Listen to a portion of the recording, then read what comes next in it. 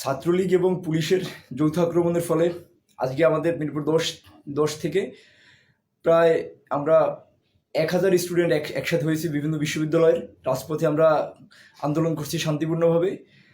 Police এবং ছাত্রলীগের আক্রমণের ফলে আমি সহ আমাদের প্রায় শতাধিক স্টুডেন্ট শিক্ষার্থী ভাই বোনের ওখানে আহত হয়েছে।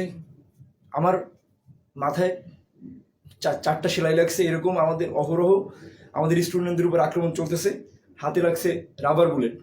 এখন কথা হলো যে আমরা একটা যৌক্তিক আন্দোলন নিয়ে রাস্তায় নামছি, রাজপথে লড়াই করতেছি, আমাদের ভাই বোনদের প্রাণ চলে যাচ্ছে, শত শত হাজার হাজার স্টুডেন্ট, হাজার হাজার ভাই বন্ধুরা আমাদের আহত হচ্ছে। এখন কথা হলো যে আমরা একটা যৌক্তিক আন্দোলন, একটা ন্যায়সঙ্গত আন্দোলন নিয়ে রাস্তায় আন্দোলন করতেছি। এখন পুলিশ যেহেতু আমরা বলি যে জনগণের বন্ধু, কেন আমাদের উপর আক্রমণ করতেছে? আমাদের ছাত্রভাইদের উপরে ছাত্রলীগরা কোন সূত্রে, কোন অদৃশ্য শক্তির পাওয়ার আক্রমণ করতেছে?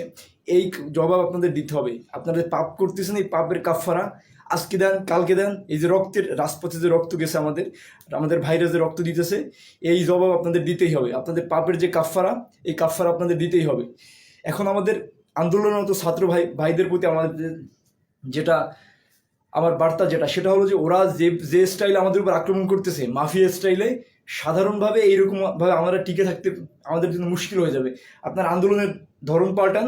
রাষ্ট্রের যত গুরুত্বপূর্ণ জায়গা আছে, এয়ারপোর্ট, বিমানবন্দর, পদ্মা সেতু, সব কিছু আপনার আটকাই দেন। দ্বিতীয়ত হচ্ছে, আমি অভিভাবকদের প্রতি বলতে চাই, আপনারা আপনাদের সন্তান ছেলেমেয়েদের, আমাদের ছাত্র ভাই বোনদের ঘরে এই মায়ার জাল আটকে রাখবেন না। কারণ দেখেন, এই আন্দোলনটা কিন্তু আমরা শুধুমাত্র যে আমাদের জন্য আন্দোলনটা, সেটা আসলে এক্স্যাক্টলি না। আমরা এই যে আমাদের যে অনাগত যে ভাই বোনরা আছে, ওদের জন্য আমরা কিন্তু লড়াই করতেছি। ওদের ভাগের লড়াইটাও আমরা রাজপথে এখন লড়তেছি। আপনারা যে জায়গার থেকে আগাই আসুন। কোনোভাবে আমরা আমাদের ন্যায্য দাবি আদায় না হওয়া পর্যন্ত আমরা রাজপথ ছাড়বো না। আজকে ওরা আমাদের পিটাইছে, আমরা সুস্থ হয়ে আবার রাজপথে যাব, আবার পিটাবে, আবার যাবো। দেখবো কতদিন এই অরাজকতা চলতে পারে। সবাই নিজেদের জায়গা থেকে আন্দোলন চালিয়ে যান। মেধাবীরা মুক্তি পাক।